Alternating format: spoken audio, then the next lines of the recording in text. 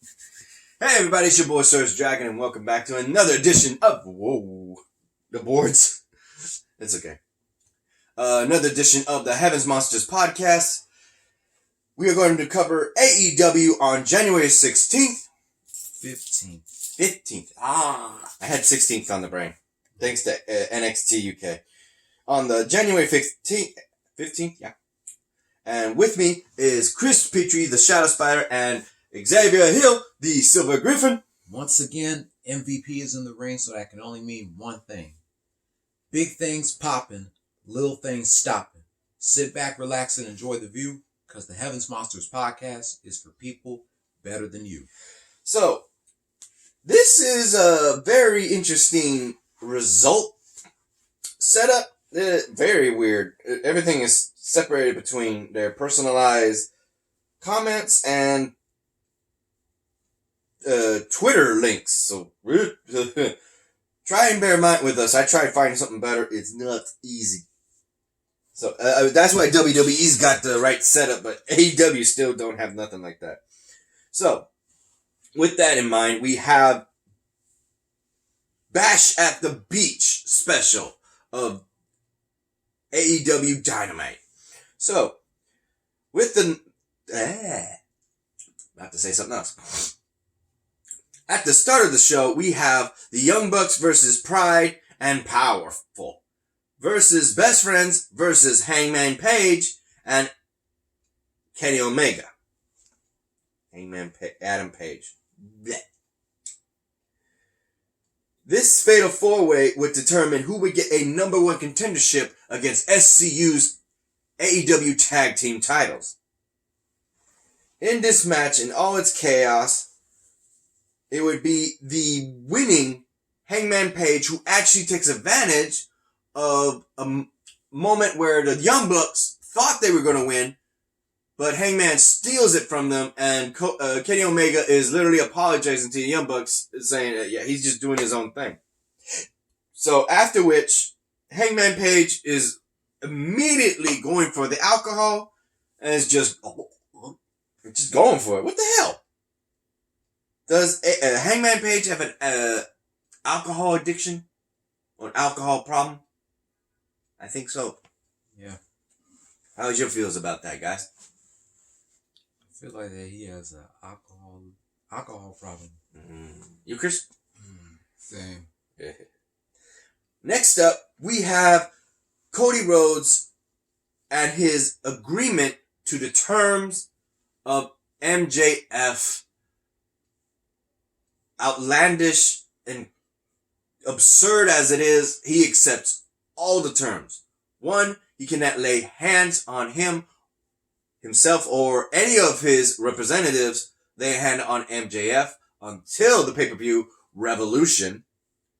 2, he must be in a match with Warlord in a steel cage match at that. And he says he has a perfect time. He accepts. And finally, on TNT AEW Dynamite episode, he is to give 10 lashes on to Cody. He accepts. He is doing everything in his power to get MJF. So MJF now is smiling cheek to cheek, knowing that he's going to be the one, most likely, to give 10 lashes and have him watch. Because one of the agreements is Cody had to also beat Warlord in the steel cage match. That was part of the agreement. So he's going to hold it over his head if he loses. How you guys feel about that?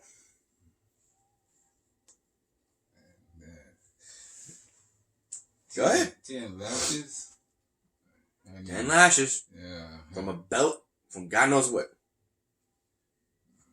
Yeah, that's it. I think that's like a bad decision. My thoughts about that is the same thing.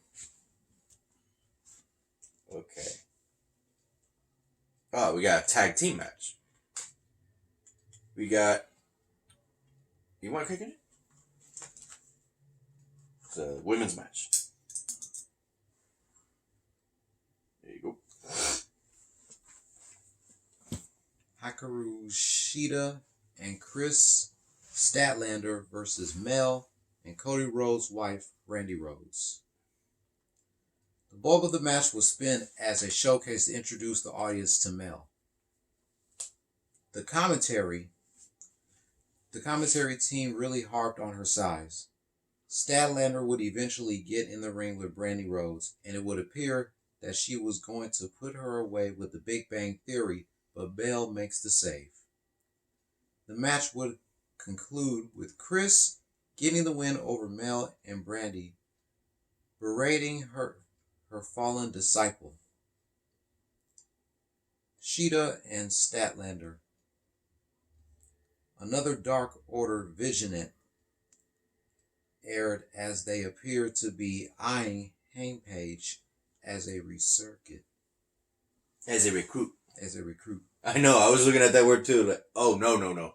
I know what that word is. Yeah, apparently they're looking to recruit 3 individuals.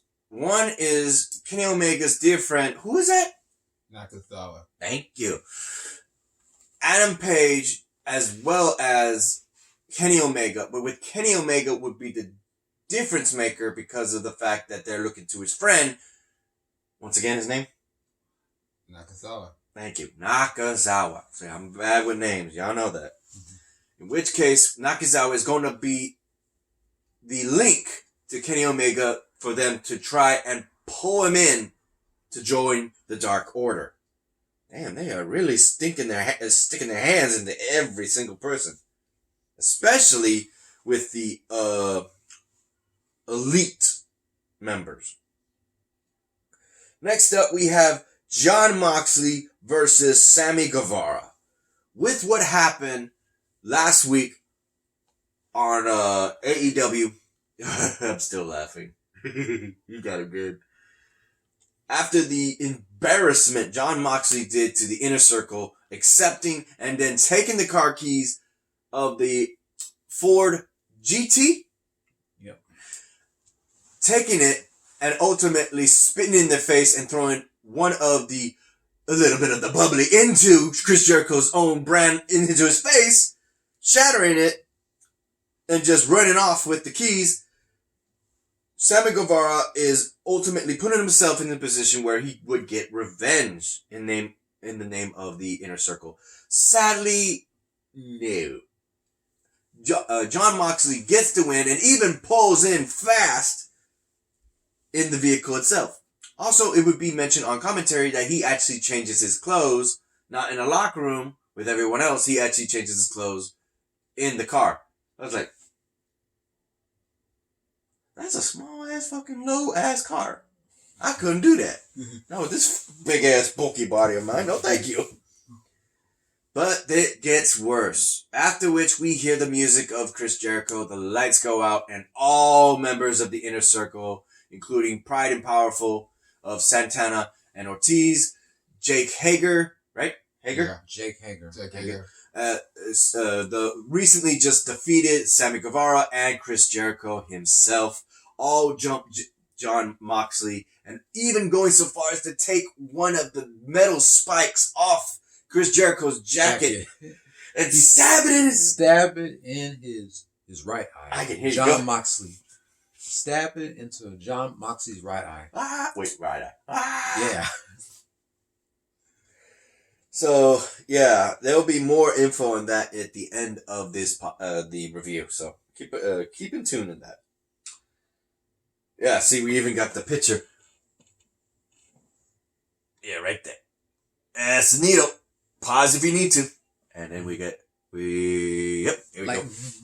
Yeah, the lighting and the pixelation. Ooh, something on Fight Network. Jon Moxley, after what the Inner Circle did to him, didn't catch it. You joined. Just mentioned this. Okay. I'll leave this to you, bro. You need to mention this. Oh, yes. It would be a 6-man tag between the Butcher, the Blade, and MJF versus DDP, Diamond Dallas Page, Cody Rhodes' brother Dustin Rhodes, and QT Marshall. Diamond Dallas Page, at the age of 63, wrestled in his traditional gear without a shirt. The match was built around Page trying to get his hands on MJF. Later in the match, Dustin Rhodes would nail MJF with a Canadian Destroyer, and then Diamond Dallas Page would get the Diamond Cutter onto Friedman. Ultimately, the Butcher and the Blade would make sure that wasn't the end of the match.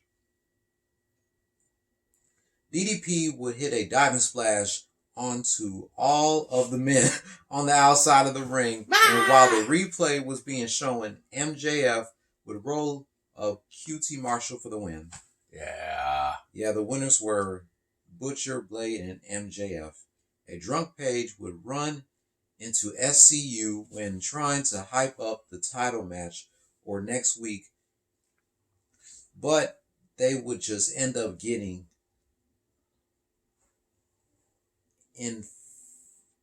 infuriated until Kenny Omega came around to quell the tension. I was hearing you say you said infuriated. Yeah. And this is also Diamond Dallas Page's first time wrestling on TNT since around 19 years, since 2001, before WCW went out of business. Yeah, buddy. Nice. Go ahead, Chris. I hear you. Go ahead. Yeah, I didn't want WCW to go out of business. I like that show. But yeah, they were repeating whose show was better, Monday Night Raw. Monday Night Raw's War or WCW Monday Nitro. Yeah. If I'm correct, Vince bought. He did. Yeah, he bought WCW. Yep. Oh, one other thing that wasn't mentioned in this review, I don't know how they couldn't. The fact that freaking bastard, he's not even the bastard Pac, he's the bastard MJF, the cocky, arrogant son of a bitch, who actually goes and actually wrote that he, with the handprint signature of DDP, this says, I banged DDP's daughter. You son of a... What the hell? And he showed it to him, too. You bastard. In addition, on DDP's t-shirt, he said DDPY. For those who are wondering, what the hell? Why would it say DDPY? Why did it say that? It would be a promotion to his son. Something that I was introduced thanks to comedian genius Xavier Hill, aka Fluffy, who actually on his TV series, it's Diamond Dallas Page Yoga. He does yoga. Yep. That's how he stays fit. And for a fat guy, for a bunch of fat guys, him and his friends, Gabriel Garcia, Fluffy, actually had a bunch of those seminars, and they can't believe they're burning so many calories just standing in one place and stretching. It's like, one of his black friend, the guy he did the racist gift basket on, said, I can't believe this. All I'm doing is just doing slow motion stretching, and I feel like I ran a marathon. What the hell? So, shout out to the Diamond Dallas Page Yoga. Just for that. That I gotta mention those t-shirts. One was despicable. The other one was a promotion that I actually do like. It brings back good memories. It's the last match. We have Darby versus Pac in a finals contenders as to who would go up against the currently injured freaking question on his right eye, Jon Moxley, between Darby Allin and the bastard Pac. Whoever wins would go up against Jon Moxley. Sorry if I said that twice. Did I say that twice? Sorry. Anyway. It would be a grueling match between these two, in which case the winner of this match with the black arrow would be the bastard Pac. He would then grab the microphone and actually say, because of the injury that was dealt to Jon Moxley, that he won't even be wrestling next week, let alone anytime soon. So he says that he should forfeit the match, and he should be automatically the number one contender, as he says it. We then get to see the alarm of the sirens of the ambulance return, and ultimately, Jon Moxley comes out with the freaking wrapped bandage, black bandage at that, over his eye like a freaking pirate. Arrgh. And he actually comes out to the rings. He doesn't care if he's blind, he's missing an eye, or he's one-eyed or no-eyed. He's going to wrestle next week for a shot. No questions asked. Because of the scoreboard, that's what AEW does. These two would be the ones with the highest score points. So whoever wins ultimately gets the highest point and is number one contender. So this literally is a number one contenders match next week on TNT. Woohoo! How you guys feel about that? Knowing we'll have the pirate edition of freaking Jon Moxley. My thoughts about that, I'm glad Jon Moxley is not backing down, dude. Even though he has an eye injury, I'm glad he's not backing down from a fight. Mm-hmm. You, Chris? Moxley is not going to lay down to no one. Regardless, he have a eye injury, he's not 100%. He's going to give it his all against the bastard Pac. All right. Xavier, would you do the shout-outs? Well, I'm looking this up. Yeah, he's looking up, what's it, Impact Wrestling? Impact Wrestling, Hard to Kill. While he's looking up Impact Wrestling Hard to Kill pay-per-view, a shout-out to all the members of the Heavens Monsters podcast. Myself, Xavier Hill, Mike Henry, and Andre Mitchell. A link to our 3 YouTube pages will be in the descriptions down below, as always. And a remaining shout-out to Terrence, a.k.a. T-Money, Renee, Pharaoh, Chris Pitre right here, and Delvin. All right. If you like that, give it a like. If you didn't, Give it a dislike. and hit that subscribe button if you like the content. Hit that notification bell.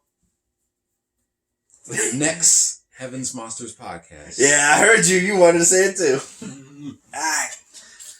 Well, that's it for the video, people. I'm SergDragon. This is Xavier Hill. This is Chris Pitre. We'll see you in the next video. Bye. Peace.